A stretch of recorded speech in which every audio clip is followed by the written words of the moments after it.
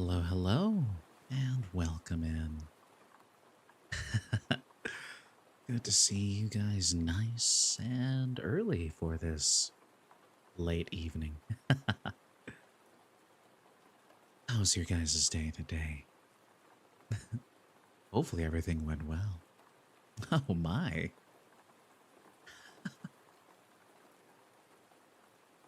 What a confession already. Please, Jam Jam, we all just begun. Well, from that, I don't know how your days have been, but at least we can make tonight very nice and fun. Where's the candy bowl? The candy bowl has had its fun. Trick-or-treaters came. Honestly, not too many people came by. Your day was good? That's wonderful. But because not too many families came on by, well, turns out we do have a plethora of candy. So Jam Jam, Kid Core Genius, and eventually Solariaki when you do arrive. The candy bowl is up for grabs. You have too much laying around. So many small crunch bars, Snickers, 100 grams. We have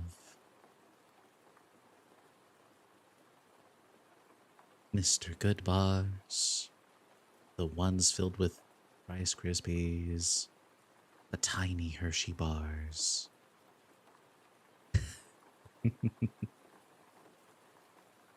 It appears my throat is full of gunk today. And now I know.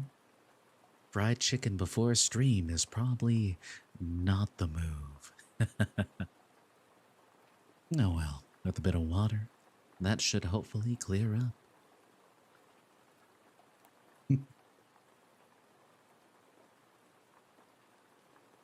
Sometimes you're just making your way back home and you think, yeah, I can get away with this. Throat says no. No, you can't get away with this. Al genius. Yes, that's exactly what happened. But I can at least tell you, it was quite good. It was one of those chickens that you get from a grocery store. You go on over and you're like, hey, I would like to get this.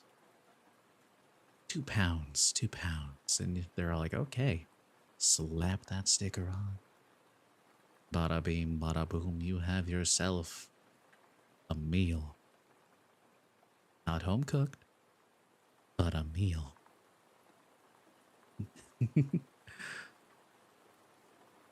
That reminds me, several years back, I used to live. What grocery store? I think this one's from Vaughn's. Maybe in Albertsons. I was not the one to purchase it this time. But they were nice enough to say, hey, have some chicken. And I said, cool. But I think the brand is from Vaughn's. Yeah, I would say so. I did make them some nice Japanese curry the other day, so things pay out. Nope. No one gets the dog. The dog is not part of the candy bowl. Nope. Mm-hmm. Japanese curry happens to be my specialty when it comes to cooking. I put in a lot of hard work to get it just as delicious as it comes out every time.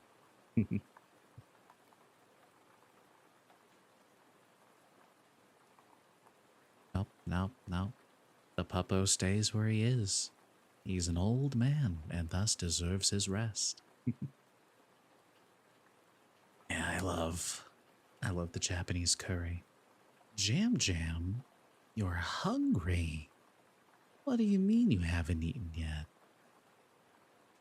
Come on. Go ahead and get yourself something to eat when you can. Maybe something small like a snack just to tide you over. It's good to take care of yourself, you know. But then again, you do have me here now. Don't worry.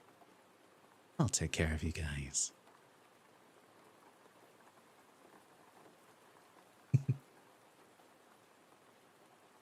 Let's see. I do need to resupply on potatoes and carrots. We do have an onions, and turns out, Jam Jam, yes, I did make a Discord account. As for the server, I am working on it. I want to get it nice and set up. Lots of channels, perhaps a bot, to help take care of things and actually announce when I start to stream. The less I have to do, the better. The more I can just focus on getting streams started and coming back to you.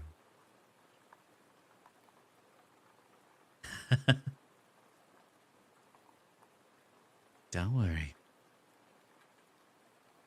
It will have luxurious accommodations. But I was about to tell a story. Many years back, I used to live in some apartments over on the opposite end of the country. Being that we really didn't know much of anything, my family and I, well, we were so glad to be connected to a little bodega that also, of course, had an adjoining, not buffet, but you could go pick out the food from trays, put it in a bag, bada beam, bada boom, you get to take that home with you. I'm sure there's a few people that want to do that with me. Anyways, I haven't really had anything like that since, but I feel like that's a core memory. It was cool, it was interesting, and the food was okay.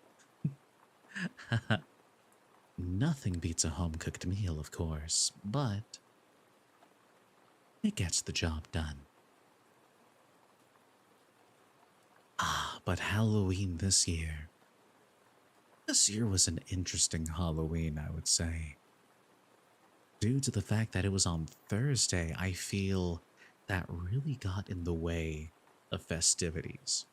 Either you celebrated it early on Saturday, or you did very little on Thursday.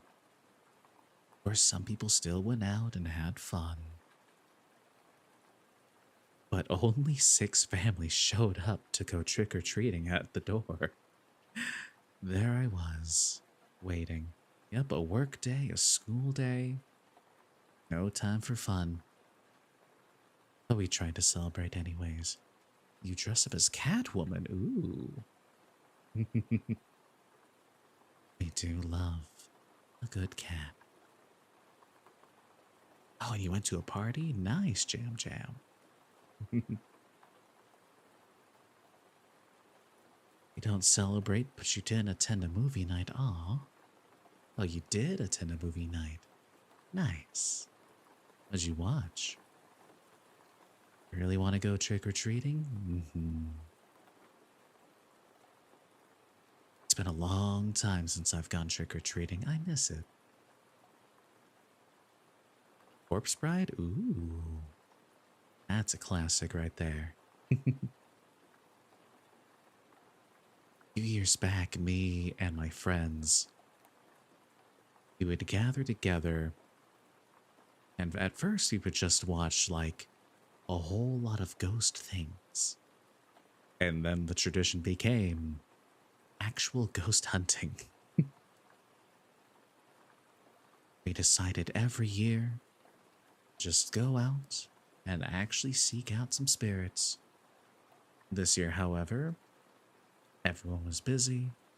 There was no communication. Basically, I didn't take charge. So, nothing happened. Lesson learned for next year. That also means, though, gonna have to go hard next year. Gotta plan something big. Something stellar. Oh.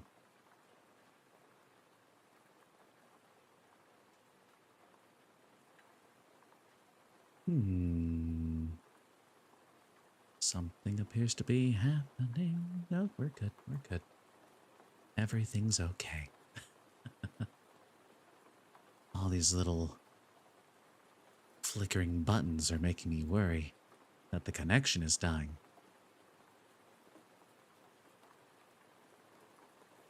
What's up? What is your question, Core?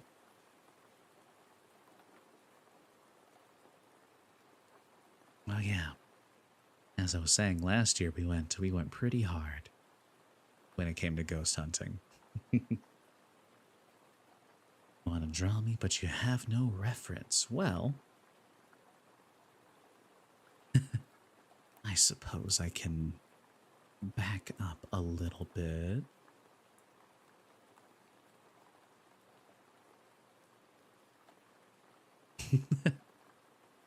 We have this lovely suit on. And as for pants, they of course match the jacket.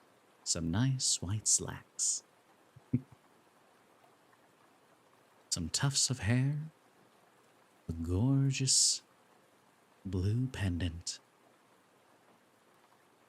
Of course, who can forget the eyes? Hey.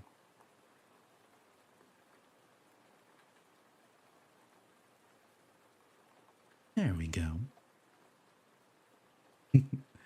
That ought to do it. As for an actual full reference picture, I'll probably post it in the Discord later once it's made. Of course, Core.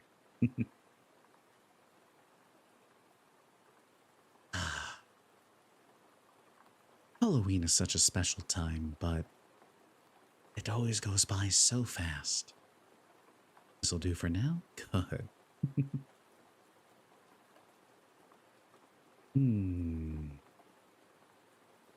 But now that Halloween is over, it's time for Americans to enjoy their Thanksgiving. And then, of course, the big one, Christmas. A merry time of joy and wonder and snow and so many presents.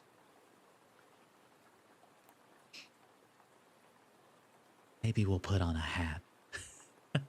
That's right, time for Mariah Carey to emerge from her icy cocoon, crystallizing as the vocal cords release from their slumber. I can almost hear those bells jingling now. And your birthday, ooh. When's your birthday, Jam Jam? Is it December or November? Yeah, if your birthday's on Christmas, that's amazing. You really are present. If that's the case. Ah, December birthday. Wonderful.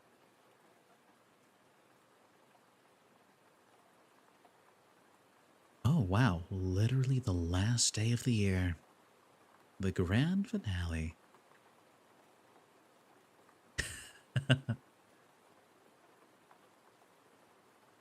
I've got some good lines here or there.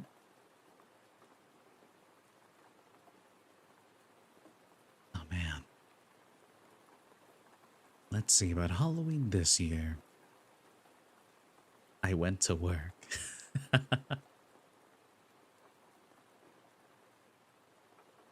Oh yeah. Don't worry, we'll definitely still be here for your birthday.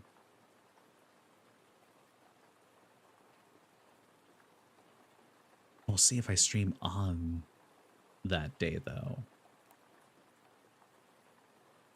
We'll see.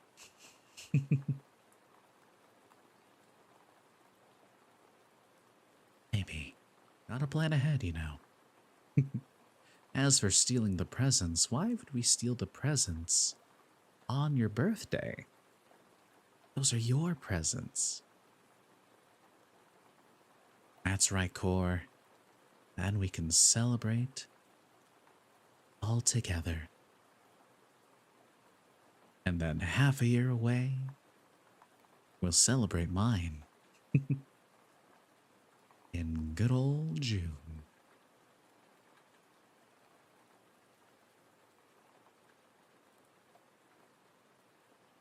That's right, Lord Drop.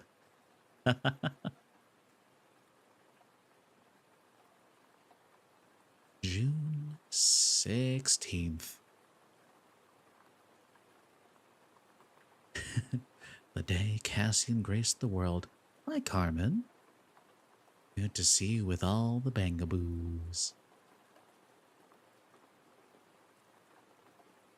Sometimes I crack myself up. Write that down, write that down. So silly.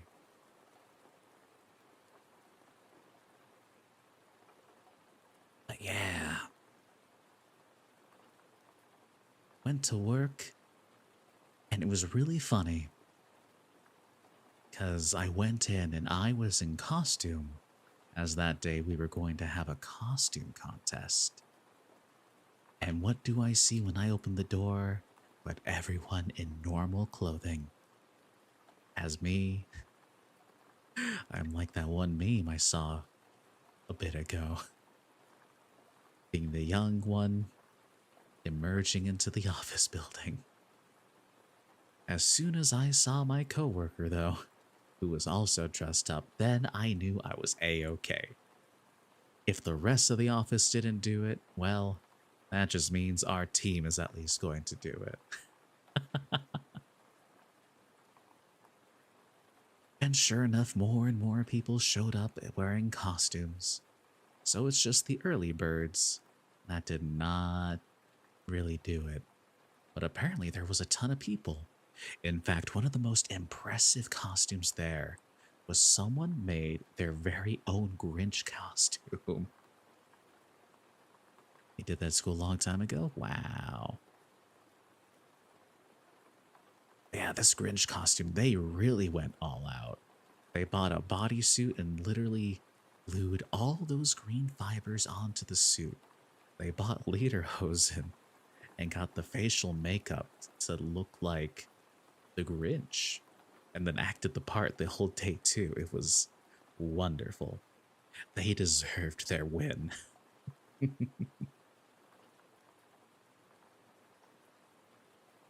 Oh yeah, definitely. I didn't participate in the contest though, where you see, I had other plans. Plus, my costume was very, very uncomfortable after a while. So I got home and changed and pivoted. I'm like, what can I do? What can I change to that is going to be comfortable, but also in the Halloween spirit? Spirit? Wait a second. Put on black shoes and black pants, a plain black t-shirt, thick square-rimmed glasses, and gel the hair up. pull out a spirit box, open the door when the children came by. There are spirits at the door.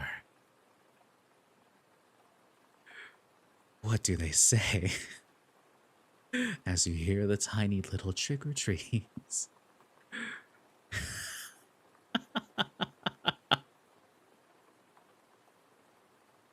At least it was comfortable.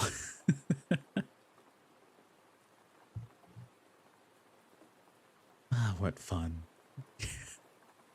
If you know, you know. If you don't, you're good. We can pop. It doesn't sound as nice on this microphone. The other one's over there. This way. Ah, that was fun though. And then after that, is it raining? Yes, actually. To change microphones? Yep. I have a lot of microphones. We have this one that I use for just everyday sort of things. We have the microphone that I use for the like super close whispery ASMR. And then we have the XLR microphone for voice acting. At least that's what it's supposed to be used for. We'll get there. We'll get there. Someday.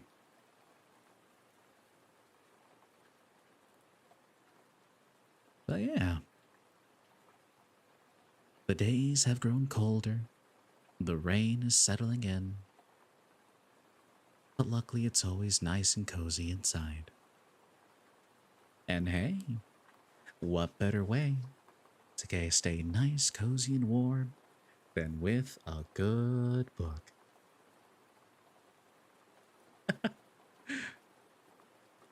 Listen, we've invested a little bit. Now let's try to find. Oh, there we go.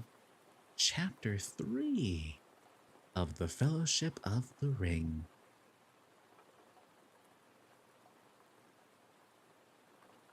Let's try not to knock over the captures hardware. That would be bad.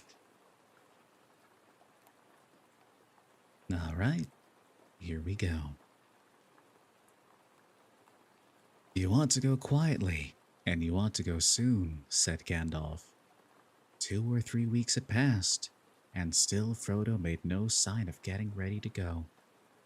I know, but it is difficult to do both, he objected. If I just vanish like Bilbo, the tale will be all over the Shire in no time. Of course you mustn't vanish, said Gandalf. That wouldn't do at all. I said soon, not instantly. If you can think of any way of slipping out of the Shire without it being generally known, it will be worth a little delay, but you must not delay too long. What about the autumn? On or after our birthday? Asked Frodo. I think I could probably make some arrangements by then. I'm glad you're settling in, Cor. To tell the truth, he was very reluctant to start, now that it had come to the point. Bag End seemed a more desirable residence than it had been for years, and he wanted to savor as much as he could of his last summer in the Shire.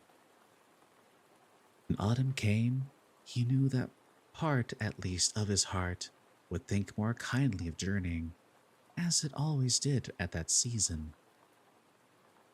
He had indeed privately made up his mind to leave on his 50th birthday, Bilbo's 128th. It seemed somehow the proper day on which to set out and follow him. Following Bilbo was uppermost in his mind, and the one thing that made the thought of leaving bearable. He thought as little as possible about the ring, and where it might lead him in the end, but he did not tell all his thoughts to Gandalf. What the wizard guessed was always difficult to tell. He looked at Frodo and smiled.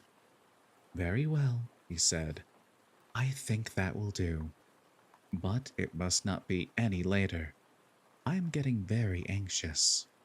In the meanwhile, do take care, and don't let out any hint of where you are going. And see that Sam Gamgee does not talk.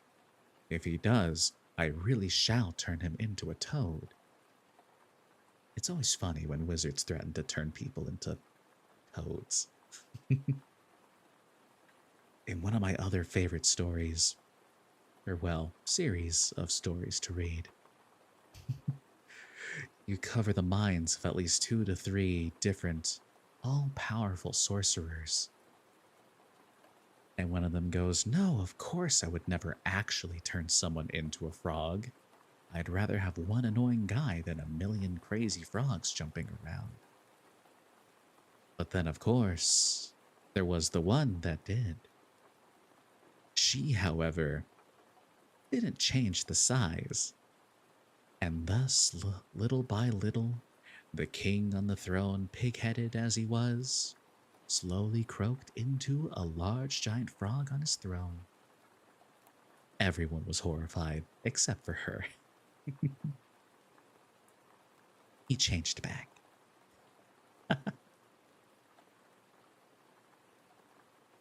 As for where I'm going, said Frodo, it would be difficult to give that away, for I have no clear idea myself yet. Don't be absurd, said Gandalf. I am not warning you against leaving an address at the post office. But you are leaving the Shire, and that should not be known. Until you are far away, and you must go, or at least set out, either north, south, west, or east, and the direction should certainly not be known. I have been so taken up with the thought of leaving Bag End and saying farewell that I've never even considered the direction, said Frodo. For where am I to go, and by what shall I steer? What is to be my quest? Bilbo went to find treasure, there and back again. But I go to lose one, and not return, as far as I can see. But you cannot see very far, said Gandalf. Neither can I. It may be your task to find the cracks of doom, but that quest may be for others. I do not know. At any rate, you are not ready for that long road yet. No, indeed, said Frodo. But in the meantime, what course am I to take? Towards danger, but not too rashly, nor too straight, answered the wizard. If you want my advice, make for Rivendell. That journey should not prove too perilous, though the road is less easy than it was, and it will grow worse as the year falls. Rivendell, said Frodo. Very good. I will go east, and I will make for Rivendell. I will take Sam to visit the elves. He'll be very delighted. He spoke lightly, but his heart was moved suddenly with the desire to see the house of Elrond Half-Elven and breathe the air of that deep valley where many of the fair folk still dwell in peace. Elves are always so magical and mystical. Only recently have elves started to become kind of punching bags in media, or at least I remember seeing some clips of that one anime with the really thick-sized elf. Have I watched it? No. Will I? I don't know. One summer's evening, an astonishing piece of news reached the ivy bush and green dragon. Giants and other portents on the borders of the Shire were forgotten for more important matters. Mr. Frodo was selling Bag End. Indeed, he had already sold it to the Sackville Bagginses. For a nice bit, too, said some. At a bargain price, said others. And that's more likely when Mr. Slobelius, the buyer, Otho had died some years before at the ripe but disappointed age of 102. Just why Mr. Frodo was selling his beautiful hole was even more debatable than the price. A few held to the theory, supported by the nods and hints of Mr. Baggins himself, that Frodo's money was running out. He was going to leave Hobbiton and live in a quiet way on the proceeds of the sale in Buckland among his Brandybuck relations. As far from the Sackville Bagginses as may be, some added, but so firmly fixed at the notion of the immeasurable wealth the Bagginses of Bag End become that most found this hard to believe, harder than any other reason or unreason that their fancy would suggest. To most, it suggested a dark yet unrevealed plot by Gandalf, though he kept himself very quiet and did not go about the day. It was well known that he was hiding up in Bag End, but however a removal might fit in with the designs of the wizardry, there was no doubt about the fact Frodo Baggins was going back to Buckland. Yes, I shall be moving this autumn, he said. Mary Brandybuck is looking out for a nice little hole for me, or perhaps a small house. As a matter of fact, with Mary's help, he had already chosen and bought a little house at Crick Hollow, in the country beyond Buckleberry. To all but Sam, he pretended he was going to settle down there permanently. The decision to set out eastwards had suggested the idea to him, for Buckland was on the eastern borders of the Shire, and as he had lived there in childhood, his going back would at least seem credible. Gandalf stayed in the Shire for over 2 months. Then one evening, at the end of June, and soon after Frodo's plan had been finally arranged, he suddenly announced he was going off again next morning. Only for a short while, I hope, he said, but I am going down beyond the southern borders to get some news if I can. I have been idle longer than I should. He spoke lightly, but it seemed to Frodo that he looked rather worried. Has anything happened? He asked. Well, no, but I have heard something that has made me anxious and needs looking into. I think it necessary, after all, for you to get off at once. I shall come back immediately, or at least send word. In the meanwhile, stick to your plan, but be more careful than ever, especially of the ring. Let me impress on you once more, don't use it. He went off at dawn. I may be back any day, he said. At the very latest, I shall come back for the farewell party. I think, after all, you may need my company on the road. At first, Frodo was a great deal disturbed, and wondered often what Gandalf could have heard. But his uneasiness wore off, and in the fine weather, he forgot his troubles for a while. The Shire had seldom seemed so fair a summer, or so rich an autumn. The trees were laden with apples, honey was dripping in the combs, and the corn was tall and full. Autumn was well under way before Frodo began to worry about Gandalf again. September was passing, and there was still no news of him. Icor. The birthday and the removal drew nearer, and still he did not come or send word. Bag End seemed to be busy. Some of Frodo's friends came to stay and help him with the packing. There was Fredegar Bolger and Folko Boffin, and of course his special friends Pippin Took and Mary Brandybuck. Between them, they turned the whole place upside down.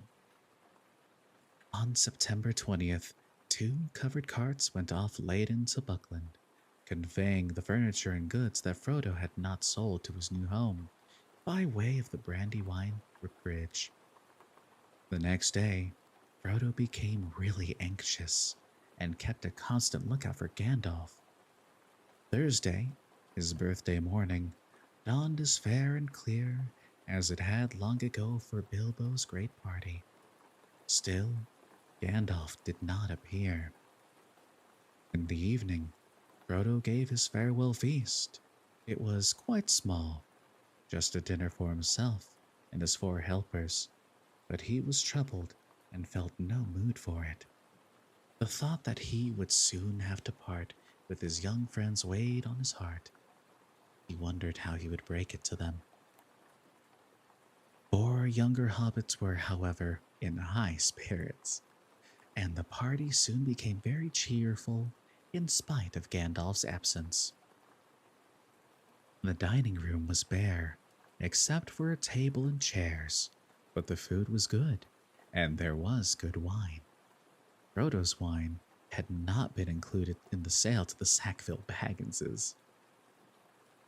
Whatever happens to the rest of my stuff, when the SBs get their claws on it, at any rate, I have found a good home for this, said Frodo as he drained his glass.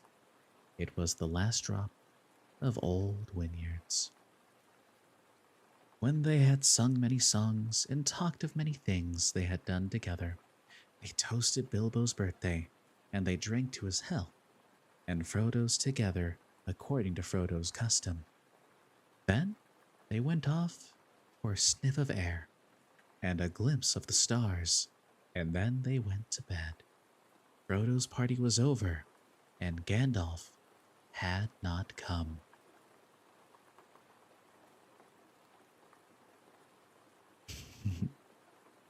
The next morning, they were busy packing another cart with the remainder of the luggage. Mary took charge of this and drove off with Fatty, that is, Fredegar Bulger. Someone must get there and warn the house before you arrive, said Mary. Well, see you later. The day after tomorrow, if you don't go to sleep on the way. Bulgo went home after lunch, but Pippin remained behind. Frodo was restless and anxious, listening in vain for the sound of Gandalf. He decided to wait until nightfall. After that, if Gandalf wanted him urgently, he would go to Crickhollow, and so might even get there first, for Frodo was going on foot.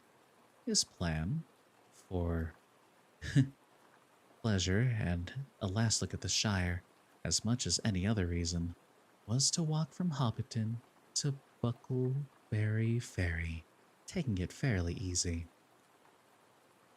I shall get myself into a bit of training too, he said, looking at himself in a dusty mirror in the half-empty hall.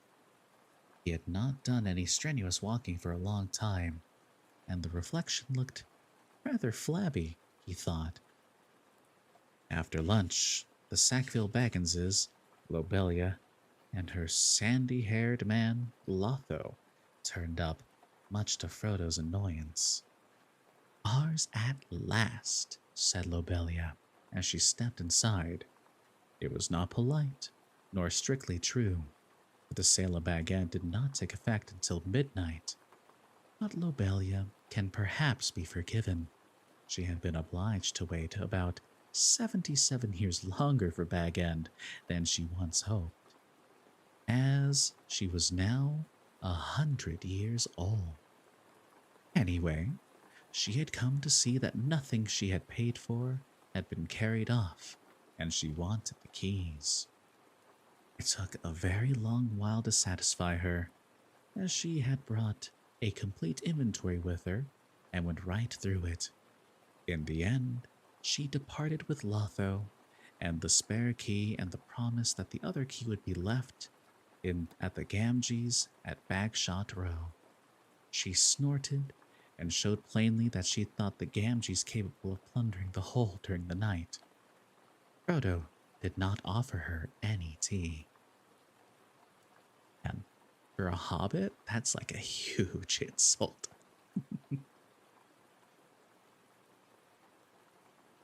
He took his own tea with Pippin and Sam Gamgee in the kitchen. It had been officially announced that Sam was coming to Buckland to do for Mr. Frodo and look after his bit in the garden. So arrangements that was approved by the gaffer, though it did not console him for the prospect of having Lobelia as a neighbor. Our last meal at Bag End, said Frodo, pushing back his chair. They left the washing up for Lobelia. Pippin and Sam strapped up their 3 packs and piled them on the porch. Pippin went out for a last stroll in the garden. Sam disappeared. The sun went down. Bag End seemed sad and gloomy and disheveled. Frodo wandered round the familiar rooms and saw the light of the sunset fade on the walls and shadows creep out of the corners. It grew slowly dark indoors. Went out and walked down the gate to the bottom of the path, and then on a short way down the hill road. He half expected to see Gandalf come striding up through the dusk. The sky was clear, and the stars were growing bright. It's going to be a fine night, he said aloud. That's good for a beginning. I feel like walking. I can't bear any more hanging around. I am going to start, and Gandalf must follow me. He turned to go back, and then stopped, for he heard voices just round the corner by the end of Bag Shot Row. That is Bag Shot, by the way, everybody. One voice was certainly the old gaffer's. The other was strange and somehow unpleasant. He could not make out what it said, but he heard the gaffer's answers, which were rather shrill. The old man seemed put out. No, Mr. Baggins has gone away. Went this morning, and my Sam went with him. No, of course you didn't hear that, Core. What are you saying? It's Bag Shot Road. Certainly not. Back shots. Terrible.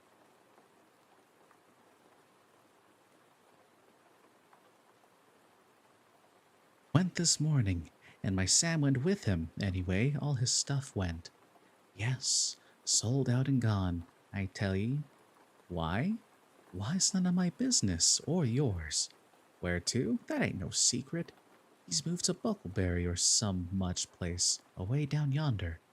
Yes, it is, a tiny way. I've never been so far myself. They're strange folks in Buckland. No, I can't give no message. Good night to you.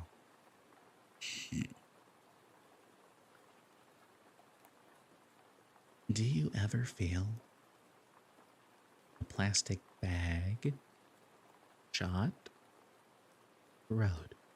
Anyways. Footsteps went away down the hill.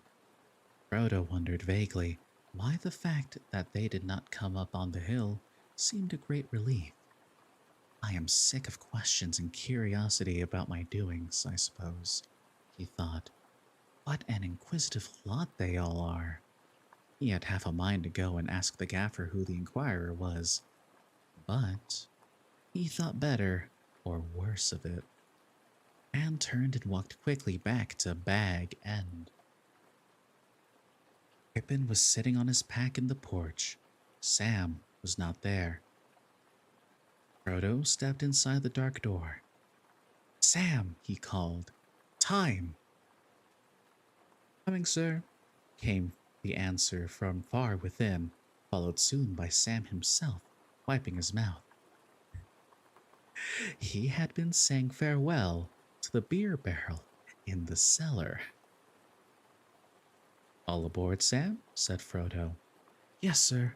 I'll last for a bit now, sir. Frodo shut and locked the round door and gave the key to Sam. Run down with this to your home, Sam, he said, Then cut along the road and meet us as quick as you can at the gate in the lane beyond the meadows. We're not going through the village tonight. Too many ears pricking and eyes prying. Sam ran off at full speed. Well, now we're off at last, said Frodo. They shouldered their packs and took up their sticks and walked round the corner to the west side of Bag End. Goodbye, said Frodo, looking at the dark blank windows. He waved his hand and then turned and, following Bilbo if he had known it, hurried after Peregrine down the garden path. They jumped over the low place in the hedge and the bottom and took to the fields, passing into the darkness like a rustle in the grasses. It's kind of poetic how these journeys start.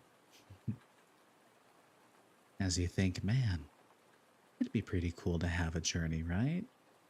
Travel across the land, an epic quest. Not that there's really much questing we can do these days, anyways. Oh well.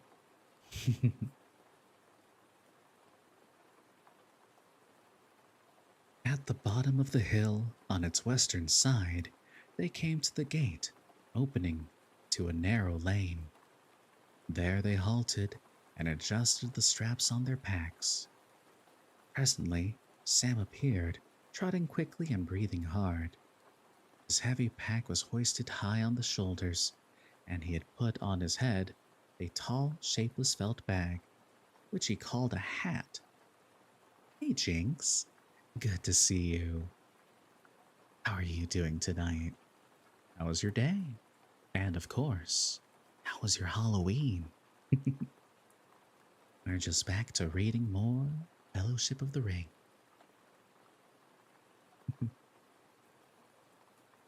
In the gloom, he looked very much like a dwarf. I am sure you have given me all the heaviest stuff, said Frodo. I pity snails and all that carry their homes on their backs. I could take a lot more yet, sir. My packet is quite light, said Sam stoutly and untruthfully. No, you don't, Sam, said Pippin. It is good for him. He's got nothing except what he ordered us to pack. He's been slack lately, and he'll feel the weight less when he's walked off some of his own. Be kind to a poor old hobbit, laughed Frodo. I shall be as thin as a willow wand, I'm sure, before I get to Buckland. But I was talking nonsense. Your day wasn't great? Oh, I'm sorry. But at least, yeah, it will definitely improve tomorrow. Did I have a good Halloween? I would say it was nice. Not too much happened, but it was nice nonetheless. Went to work in costume, came back home, gave out candy to some kids, and brightened up their day. And then had some very, very weird dreams. Also saw some horror maps in VR chat, so that was fun. Thalassophobia is no fun.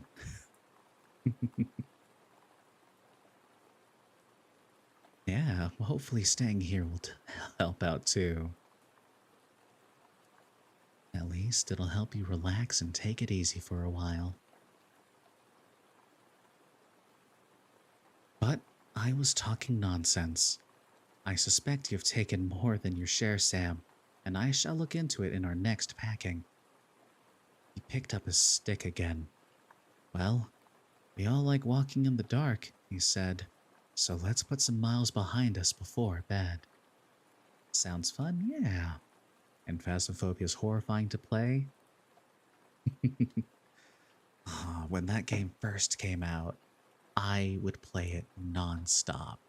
So many different fun experiences. And then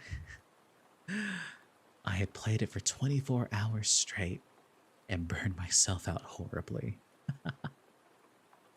I have been playing a bit more of it lately, though, especially since they changed so much about the game.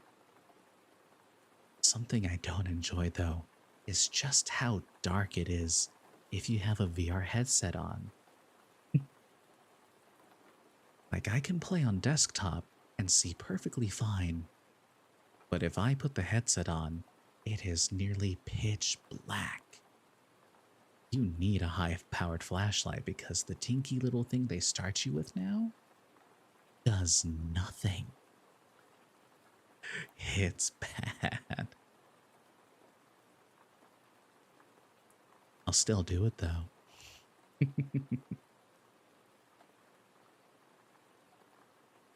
What I always liked about Phasmo though, is just how close it felt to real ghost hunting. At least at first, looking around for evidence, potentially hearing some spooky sound in the corner, not knowing what's going on, desperately trying to contact a spirit. No death though. That's always a nice thing. Oh yeah, the atmosphere has always been one of Phasmophobia's strongest suits. Just the sound of the house ambience, a little creak at night. I do hate it when when you can hear it creak. It's rough, that's for sure.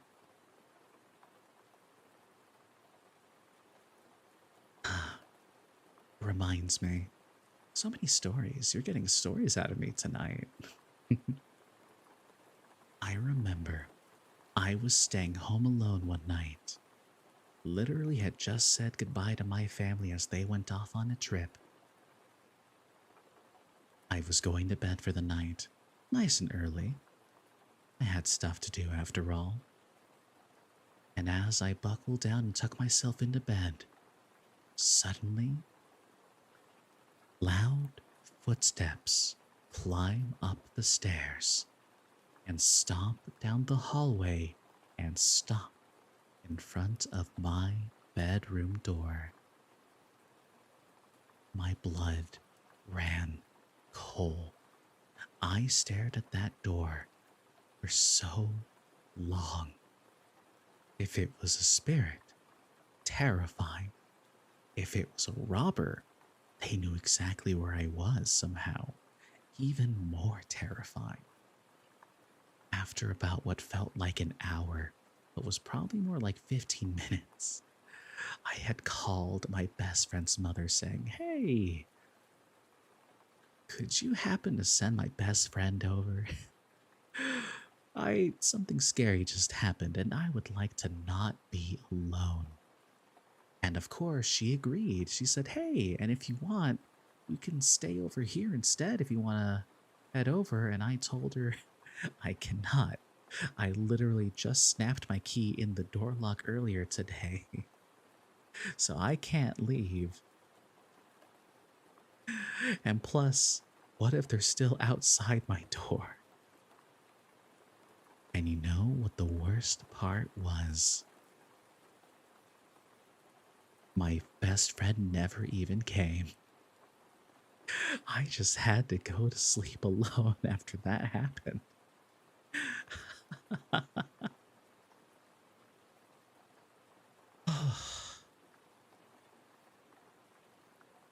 So many shenanigans happened. But I suppose that's kind of what you ask for when you live right next to a cemetery.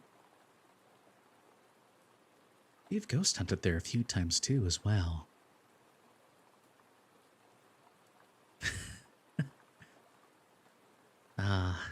Don't worry about it. Can you pet the dog? You may pet the dog. He loves pets and cuddles. You just can't take the dog. He's very happy here. You can't sneak him out either.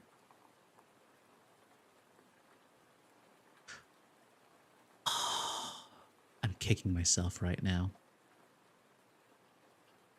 I never did say what breed the dog was. Go ahead ahead and guess. What sort of dog do you think I have? Using context clues of the things that I say.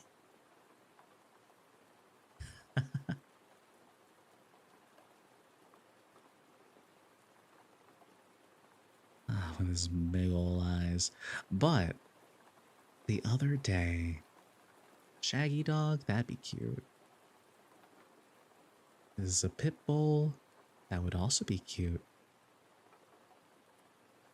But then again, I like all dogs. Scooby Doo, ooh, a Great Dane.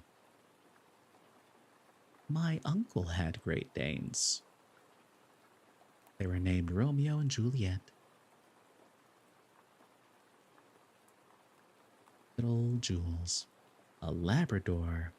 Another fine choice. A good, reliable dog. But not quite what I have here. I'll give a hint. Think small, and they like the sun a lot. Which I guess most dogs do. But this particular breed is known for it. Perhaps you can even hear the ding of a bell. Golden Retriever? Aw, they're so sweet. I love dogs. And cats. But I'm badly allergic to cats.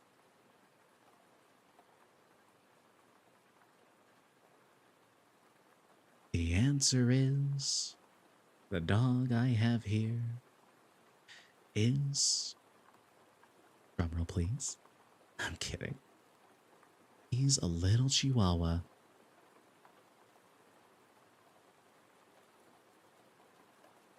Honestly, not my first choice for a dog, but he was just so sweet.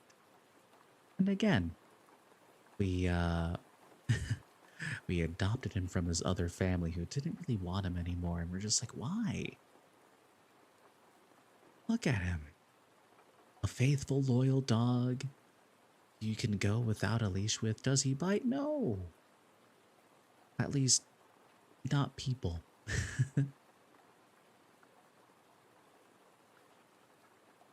Super sweet and loving and adorable. Loves to cuddle. However, he does have trauma. He hates other dogs. Cannot stand other dogs, and he will fight and try to bite. But any other animal, he loves and snuggles and is kind to and gets scared of. People he will always snuggle. Like, I'll come home and sit down, and as soon as I sit down, he will always without fail, get up out of his little bed and like kind of jump up on my leg to say hello. I'll pet him, maybe give him a little cuddle, set him down, and he'll go back to his little bed. And then a few minutes later, he'll come right back for more. His name is Jack Jack. You know, like from The Incredibles. Definitely is not the name you would have given him, but it's cute all the same.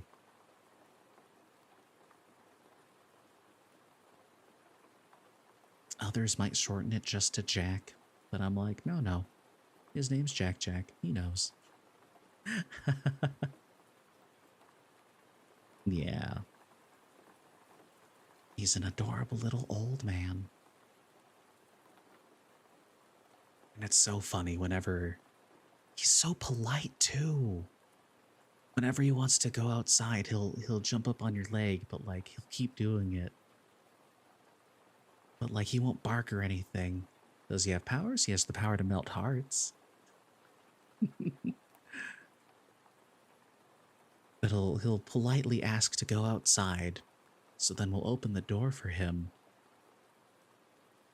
And we'll close the door because then he'll bark just so he can come back in. Oh, he's so sweet and cute. And if he just wants to go outside to sunbathe, he'll just lay down in the sun and just squint his little eyes. Because they're big. They're big ol' eyes. I lied when I said little. They stare. It's cute though.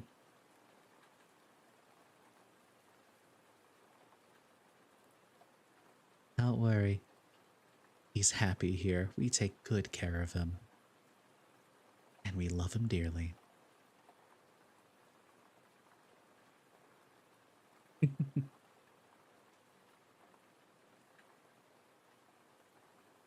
Let's see, where was I? Oh, yeah, telling stories about ghosts and dogs, all while reading this book.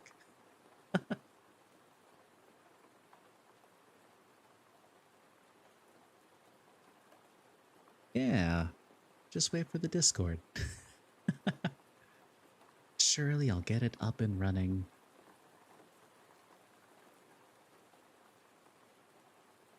2 days, maybe. It is the weekend after all, and I do like to max and relax. We'll see.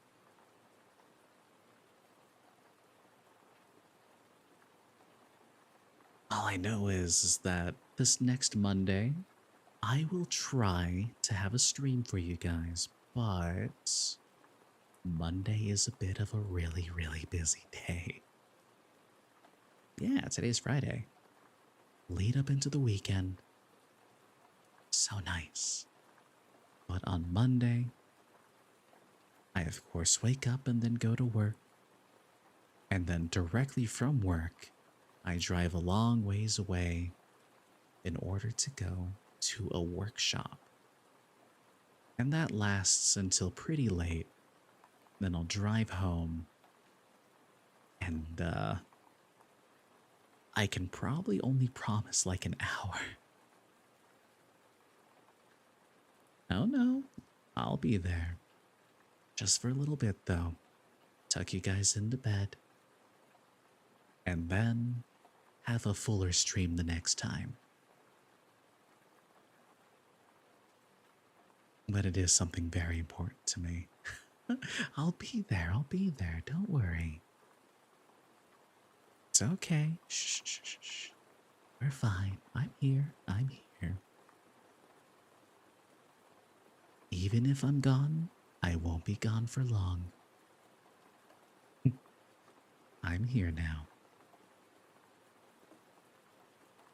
And that's what matters.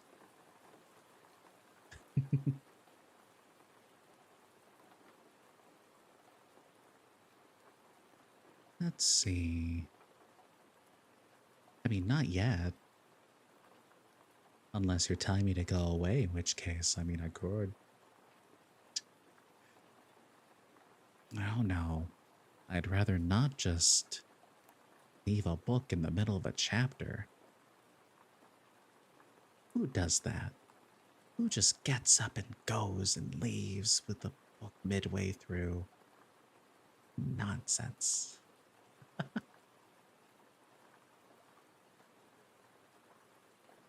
I'm here. I'm here.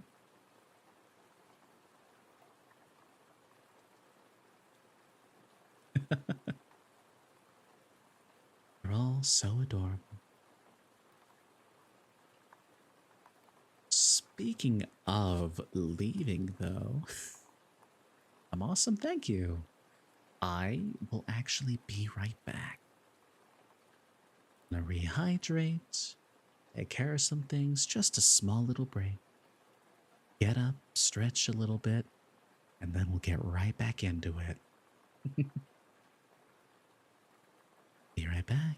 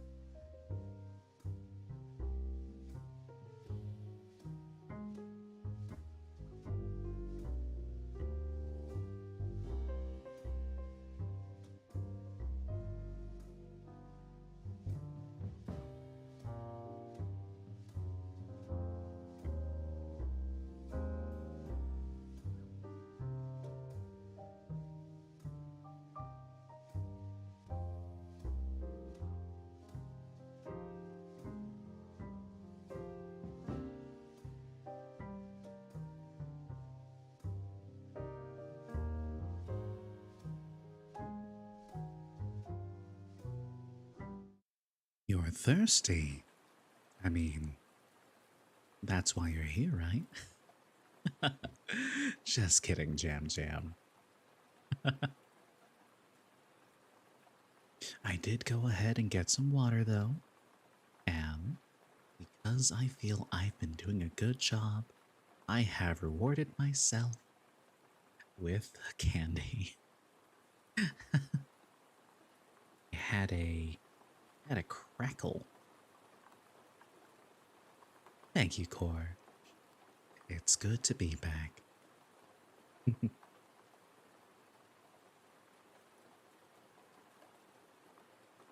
Man, I really did lose my place in the book. All right, here we go.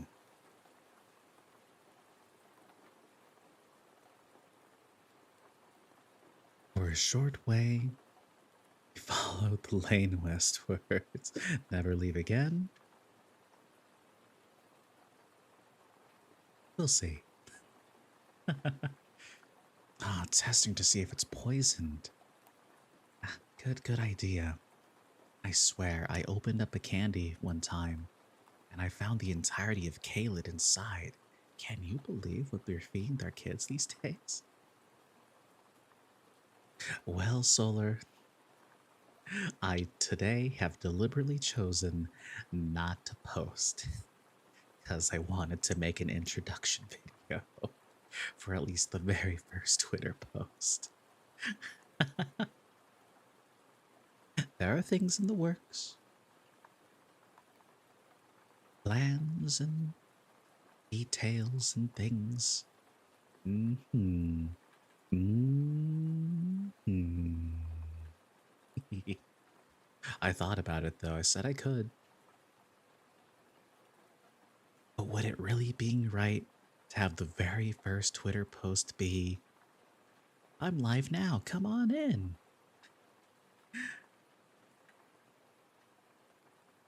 Cookies. Are they more chocolate chip? But Solar, it's so good to see you. Welcome in.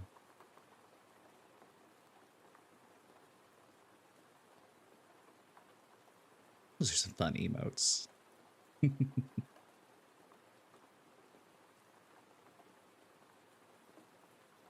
I think this is where I left off at, maybe? Good cookies.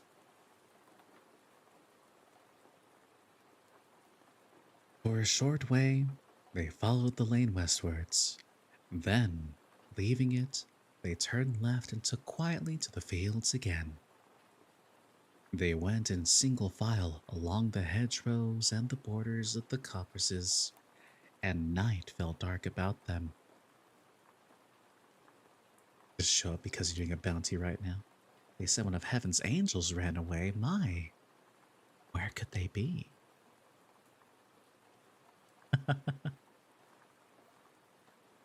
And what's the reward for said bounty?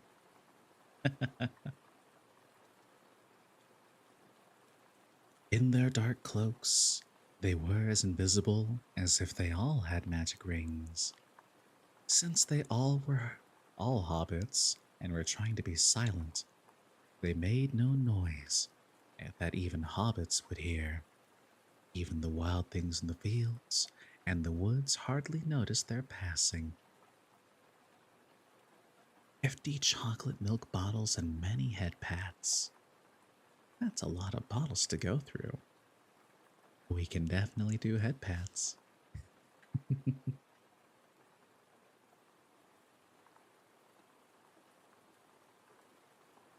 After some time, they crossed the water west of Hobbiton by a narrow plank bridge.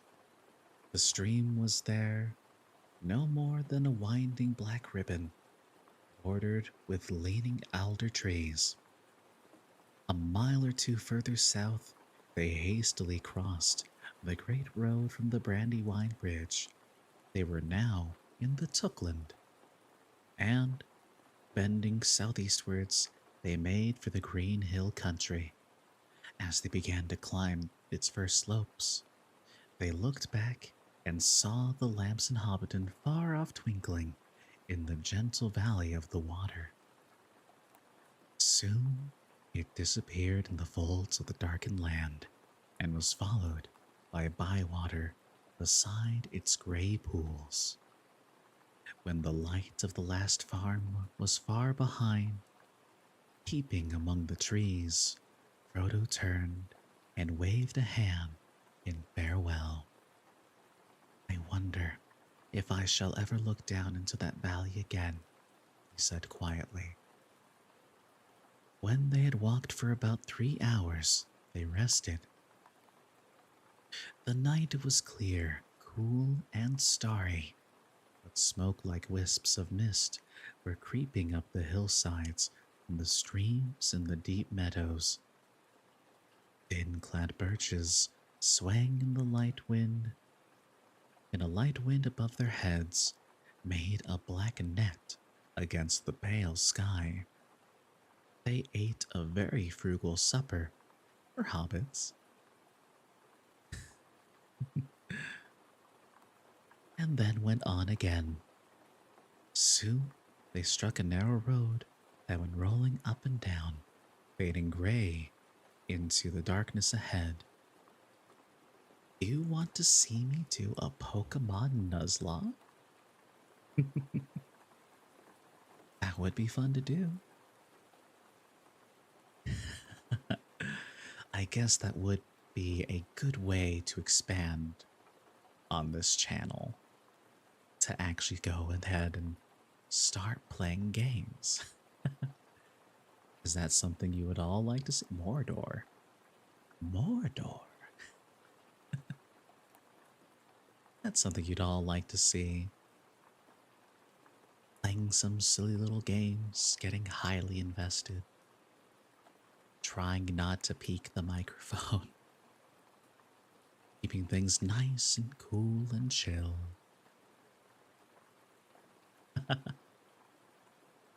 We'll take a poll later.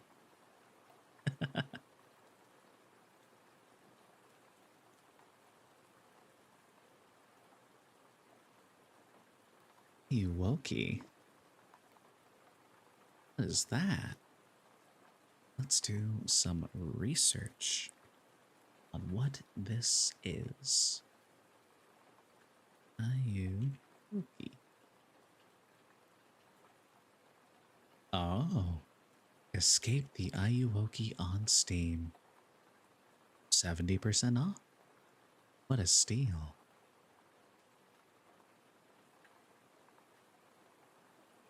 Horror game, though. That'd be funny. Think about it. We'll think about it. We'll compile the list.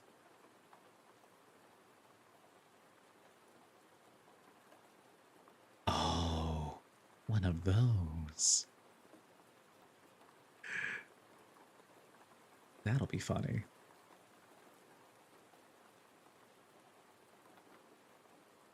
That went rolling up and down, fading gray into the darkness ahead. The road to Woodhall and Stock, and the Buckleberry Ferry. It climbed away from the main road in the water valley and wound over the skirts of the green hills towards Woody End, a wild corner of the East Farthing. My eyes, they wish to stay closed. I'm putting myself to sleep. After a while, they plunged into the deeply cloven track between the tall trees that rustled their dry leaves in the night. It was very dark. At first, they talked or hummed a tune softly together, being now far away from inquisitive ears.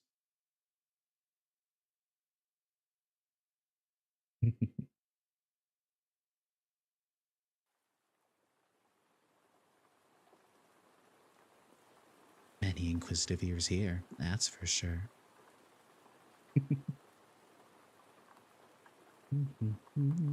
There we go. Then they marched on in silence.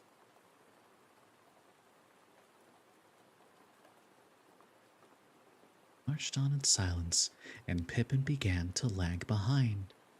At last, as they began to climb a steep slope, he stopped and yawned.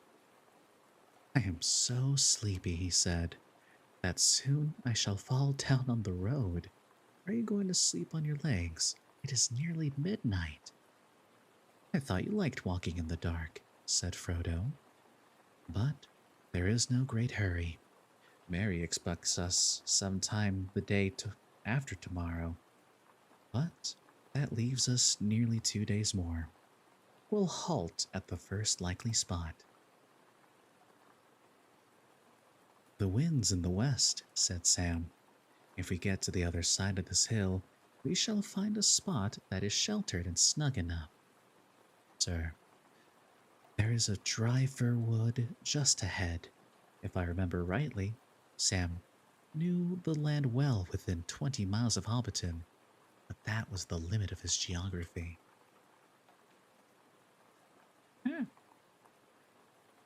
Just over the top of the hill, they came on the patch of fir wood. Those are some interesting outfit choices.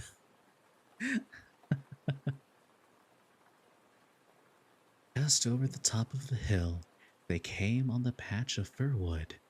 Leaving the road, they went into the deep resin-scented darkness of the trees and gathered dead sticks and cones to make a fire. Soon they had a merry crackle of flame at the foot of the large fir tree, and they sat round it for a while until they began to nod. Then, each in an angle at the great tree's roots, they curled up in their cloaks and blankets and were soon fast asleep. They set no watch. Even Frodo feared no danger yet, for they were still in the heart of the Shire. A few creatures came and looked at them when the fire had died away. A fox passing through the wood on the business of his own stopped several minutes and sniffed. Hobbits, he thought. Well, what next? I've heard of strange doings in this land, but I have seldom heard of a hobbit sleeping out of doors under a tree. 3 of them. There's something mighty strange behind this. He seemed quite right, but he never found out any more about it. Why is this fox talking? Are they a wizard? Or is it just the fox's thoughts?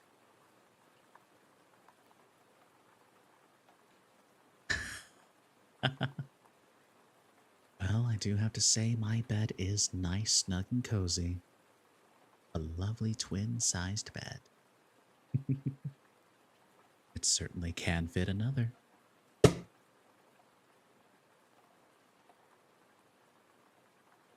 The morning came pale and clammy.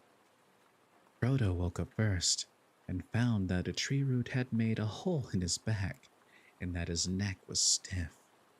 Walking for pleasure. Why didn't I drive, he thought, as he usually did at the beginning of an expedition.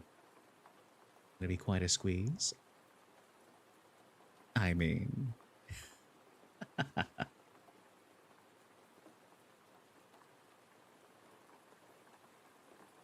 And all my beautiful feather beds are sold to the Sackville Bagginses. These tree roots would do them good, he stretched. Wake up, hobbits, he cried. It's a beautiful morning. What's beautiful about it? Said Pippin, peering over the edge of his blanket with one eye. Sam, get breakfast ready for 9:30. Have you got your bathwater hot? Sam jumped up, looking rather bleary. No, sir, I haven't, sir, he said. Frodo stripped the blankets from Pippin and rolled him over, and then walked off to the edge of the wood. Away eastward, the sun was rising red out of the mists that lay thick on the world. Touched with gold and red, the autumn trees seemed to be sailing rootless in a shadowy sea.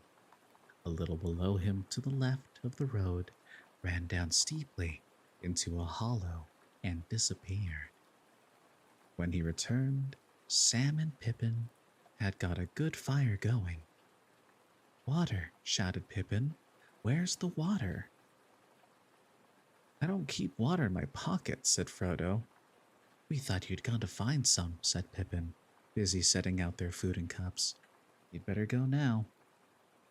You can come too, said Frodo, and bring all the water bottles. There was a stream at the foot of the hill. They filled their bottles and the small camping kettle at a little fall where the water fell a few feet over an outcrop of gray stone. It was icy cold, and they spluttered and puffed as they bathed their faces and hands. Reminds me a long time ago when I had taken a trip to a different country. You finished the art? Ooh. Now I'm definitely curious and want to see. So much art. What have I done to deserve this?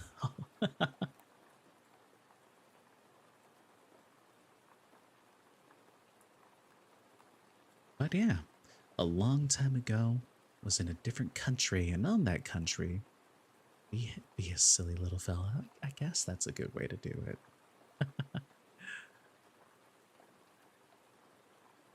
Let's see. There's a few ways.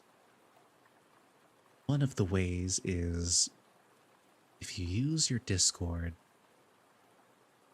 you could make a secret channel in a server you have, and then you can right click and copy the link that way. That's so sweet, Core. There's also posting it on Twitter and tagging at Cassian Radley. I don't know what other ways we have. I do know that Solariaki did the Discord method, though.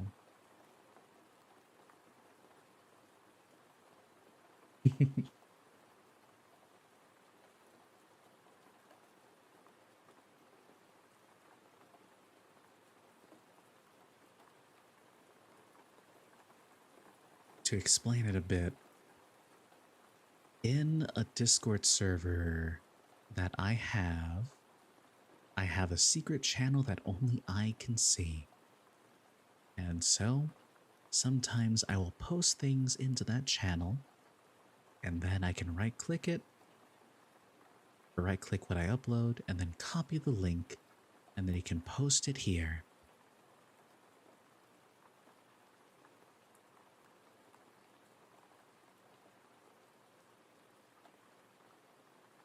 So, for instance,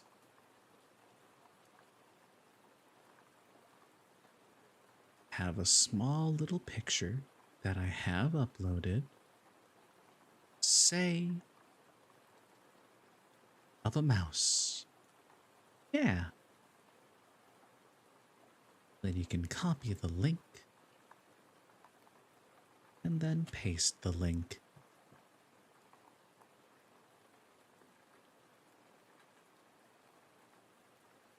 It comes out a little long, but that's okay.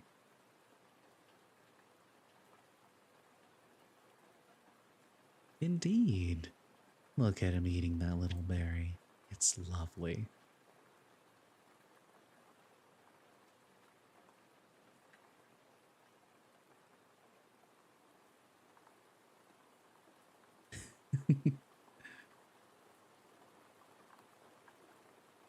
Oh yeah, but finishing up that little story really quickly. Different country, on a farm, and on that farm there was a stream. The water was so cold, but also tasted so fresh. Though one should never just drink stream water. You never know what's up the river. Not to mention all the bacteria. Luckily I was okay though.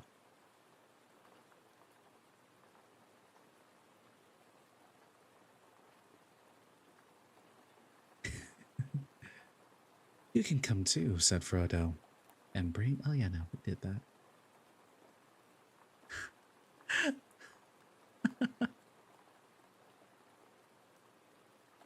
No, not yet. Still have to make it. But also, that's such a sweet compliment, Solariaki.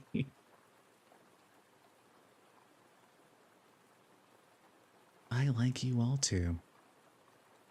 We are still homeless, but we do have a Discord account. I'm just fixing up the server so that it's not a lawless land where people can come by.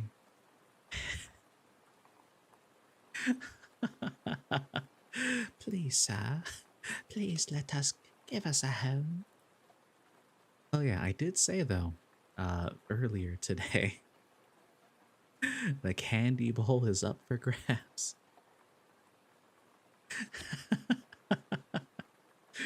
You are free to grab candy now as Halloween is over, and only 6 families came by. Now, don't steal all of it. You gotta share.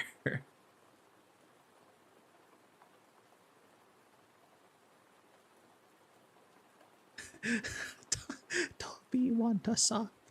Dobby is free. Dobby.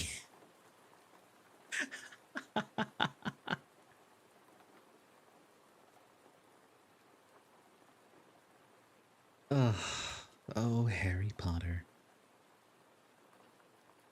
Truly a fun series, but goodness gracious is its creation marred. Still, it inspired so much magic in the world. And let's face it, going to Universal Studios, you of course want to go to the Harry Potter world. The aesthetic is so cool.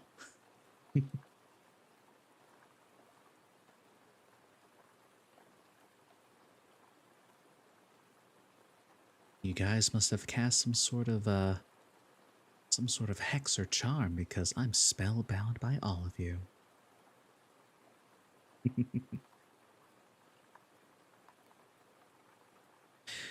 When their breakfast was over and their packs all trussed up again, it was after 10 o'clock and the day was beginning to turn fine and hot. They went down the slope and across the stream where it dived under the road, and up the next slope, and up, down another shoulder of the hills. And by the time their cloaks, blankets, water, food, and other gear already seemed a heavy burden.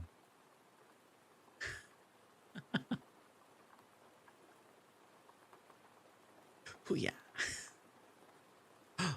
Ooh, we have the art. Oh, oh, is even true Jack Jack. Oh, that's so adorable. Oh, Core, thank you. So nice and sweet. Came out fantastic.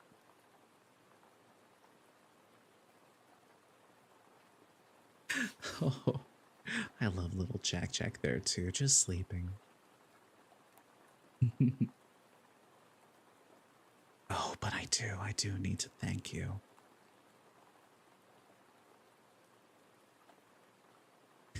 You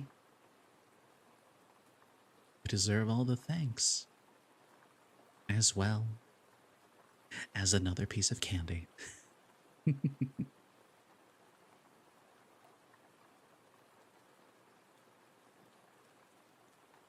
Just admire it and you'll be happy. Hey, not as Jack Jack. I'm much bigger than the little guy.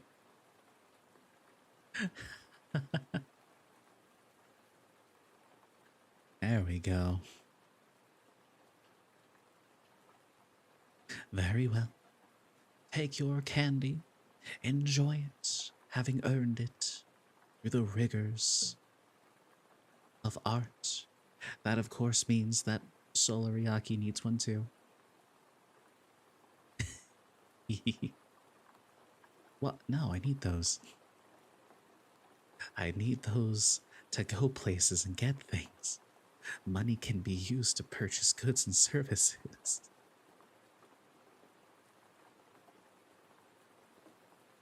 Goodness gracious. They went down the slope and across the stream, where it dived under the road, and up the next slope, and up down another shoulder of the hills, and by that time their cloaks, blankets, water, food, and other gear already seemed a heavy burden. The day's march promised to be warm and tiring work. After some miles, however, the road ceased to roll up and down. It climbed to the top of a steep bank in a weary, zigzagging sort of way, and then prepared to go down for the last time. In front of them, they saw the lower lands dotted with small clumps of trees that melted away in the distance to a brown woodland haze. They were looking across the woody end towards the Brandywine River. The road wound away before them like a piece of string. The road goes on forever, said Pippin, but I can't without a rest. It is high time for lunch. He sat down on the bank at the side of the road and looked away east into the haze beyond which lay the river, the end of the shire in which he had spent all his life. Sam stood by him.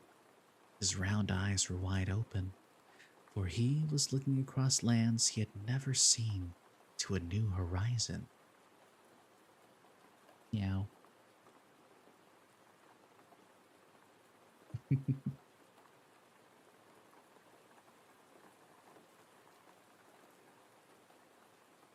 Do elves live in those woods? He asked.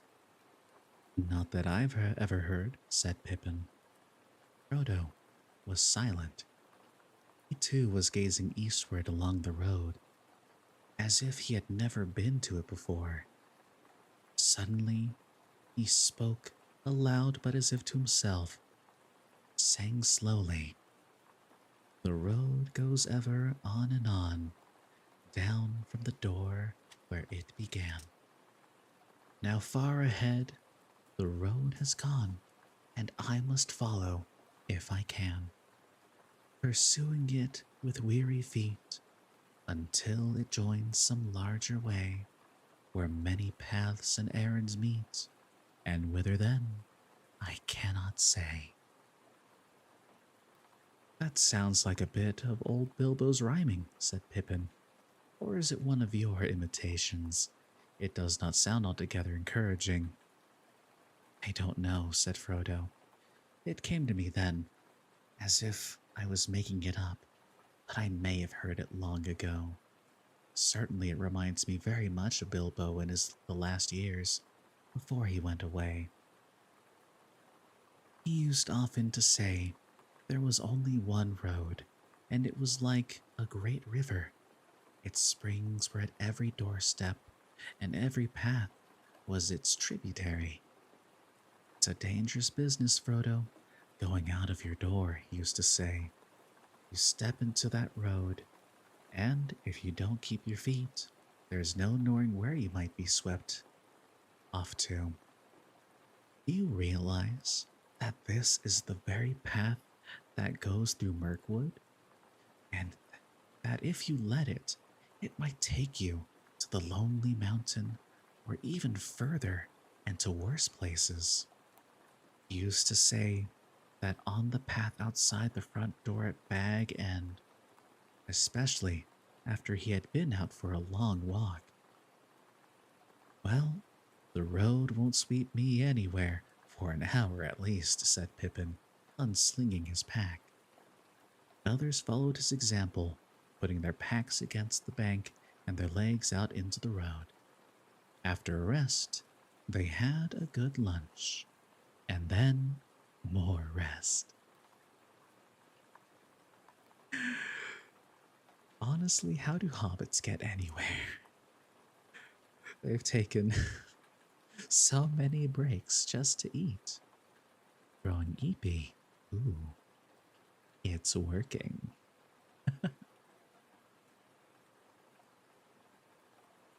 Let's see. How much is left in the chapter? We're about halfway through. Tell you what. Something I have here. A little surprise. A little.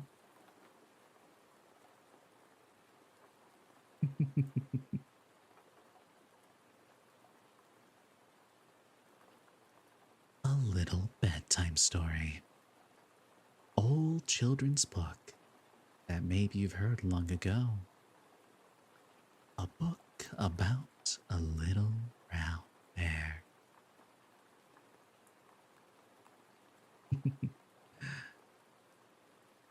And then we'll get you to rest.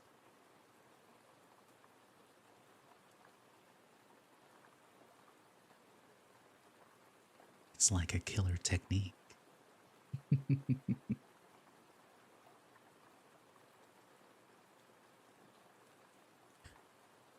Oh, that only makes it more tempting, I will be honest.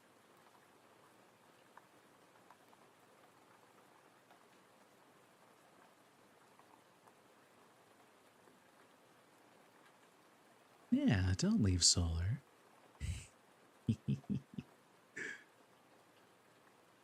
Oh man, this has been a lot of fun, I have to say. Spending time with you, telling stories and reading. I do have to practice the other side of ASMR, but this has been nice. Truly in my element. Thank you, Jam Jam. I'm here. I didn't say anything about leaving.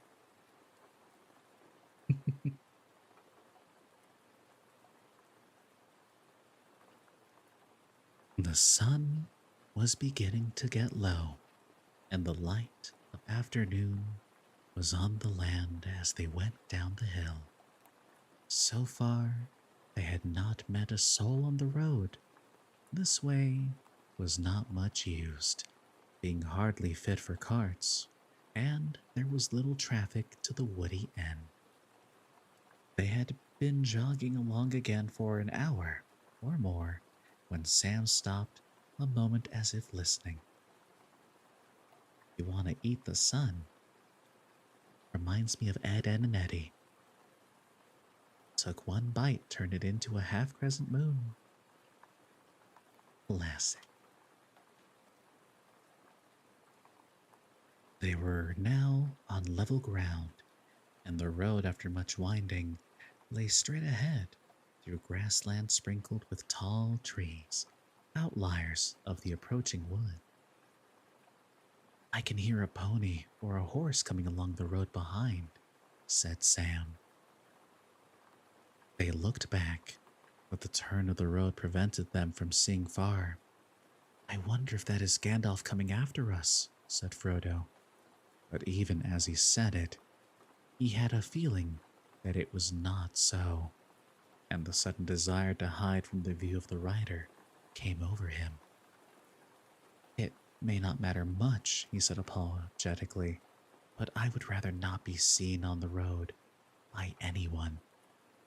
I am sick of my doings being noticed and discussed, and if it is Gandalf, he added as an afterthought, we can give him a little surprise to pay him out for being so late. Let's get out of sight.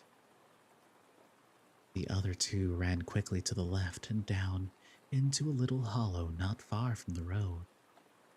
There they lay flat. Frodo hesitated for a second. Curiosity or some other feeling was struggling with his desire to hide. The sound of hoofs drew nearer. Just in time, he threw himself down in a patch of long grass behind a tree that overshadowed the road. Then he lifted his head and peered cautiously above one of the great roots. Round the corner came a black horse, no hobbit pony, but a full-sized horse, and on it sat a large man who seemed to crouch in the saddle, wrapped in a great black cloak and hood, so that only his boots in the high stirrups showed below. His face was shadowed and invisible. When it reached the tree and was level with Frodo, the horse stopped. The riding figure sat quite still, with its head bowed, as if listening.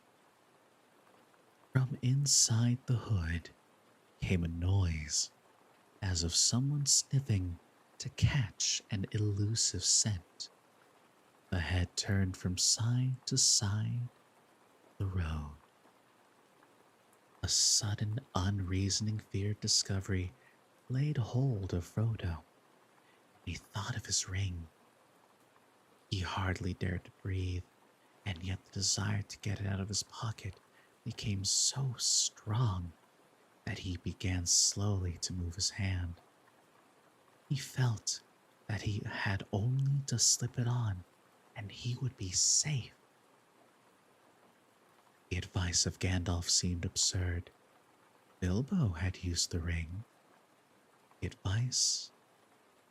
And I am still in the Shire, he thought, as his hand touched the chain on which it hung.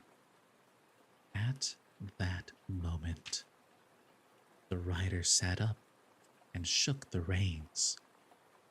The horse stepped forward, walking slowly at first, and then breaking into a quick trot.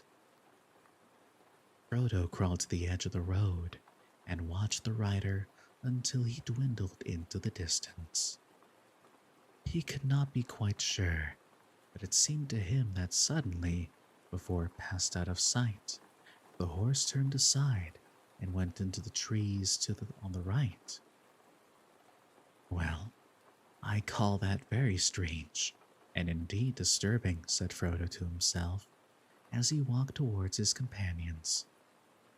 Pippin and Sam had remained flat in the grass and had seen nothing, so Frodo described the rider and his strange behavior. Can't say why, but I felt certain he was looking or smelling for me. And also, I felt certain that I did not want him to discover me. I've never seen or felt anything like that in the Shire before. What has one of the big people got to do with us? Said Pippin. And what is he doing in this part of the world? There are some men about, said Frodo. Down in the South Farthing, they have had trouble with big people, I believe. I have never heard of anything like this rider. I wonder where he comes from. Begging your pardon, put in Sam suddenly. I know where he comes from. It's from Hobbiton that this here black rider comes, unless there's more than one. And I know where he's going to. Do you mean, said Frodo sharply, looking at him in astonishment, why didn't you speak up about this before? I have only just remembered, sir. It was like this. When I got back to our hole yesterday evening with the key, my dad, he says to me, "Hello, Sam," he says. "I thought you were away with Mr. Frodo this morning." Did you do another one, Cor? Let's see. Oh, no. Well, I guess I am the dog now. That is super cute, Cor. You're on a roll today. Goodness gracious. So sweet.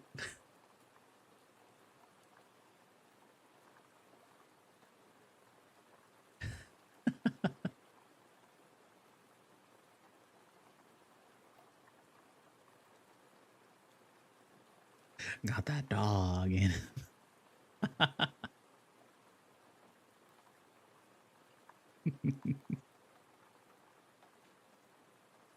Hello, Sam, he says.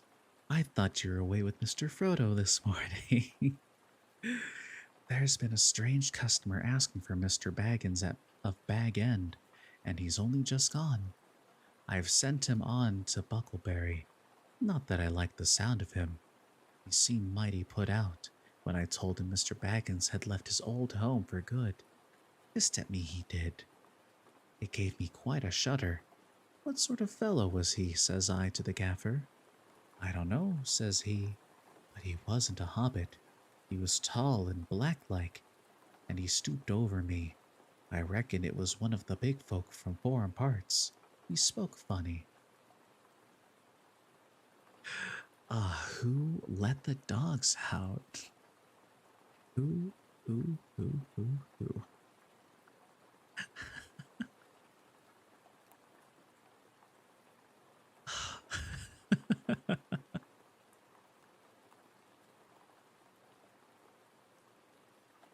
Oh no, my connection. Oh, oh, hmm,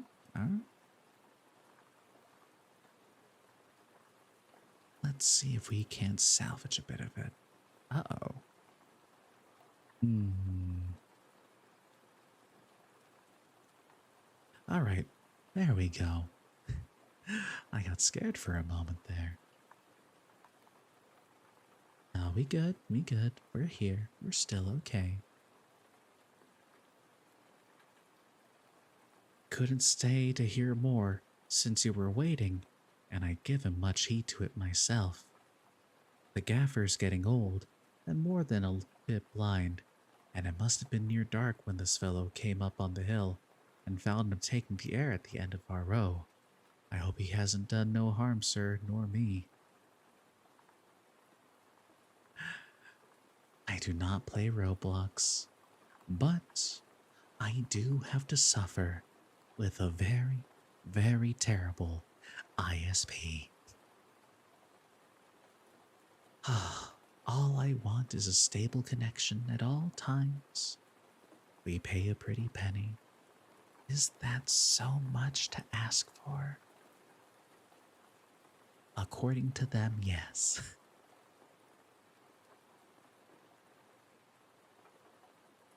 Oh well. Mm-hmm. All right, well, let's see if I can't fix this up somehow. Be right back.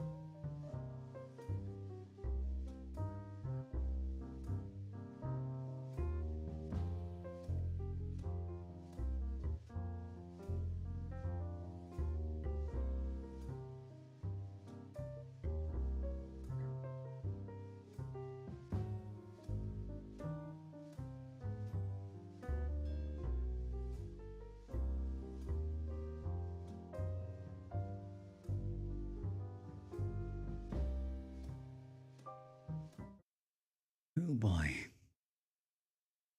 Well, everyone, I have some bad news. Turns out that my ISP is having some issues and unfortunately is probably not going to be recovered until later. But that just means to make up for that, I'll have a longer stream over the weekend, either Saturday or Sunday. I'll do Sunday. So, everyone, I will see you then. Take care. Have a good night. I'm sorry I couldn't stay longer.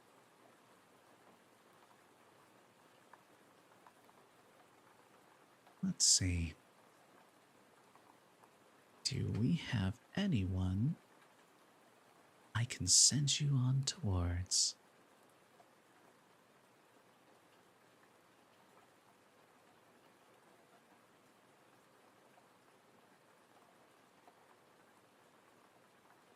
Survey says, no, actually.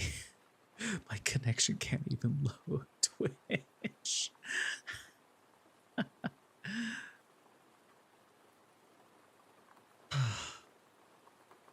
Sorry again, everybody. Love you all.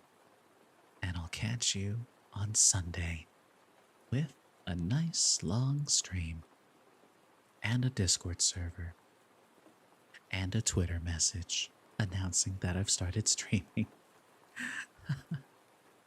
I'll see you then.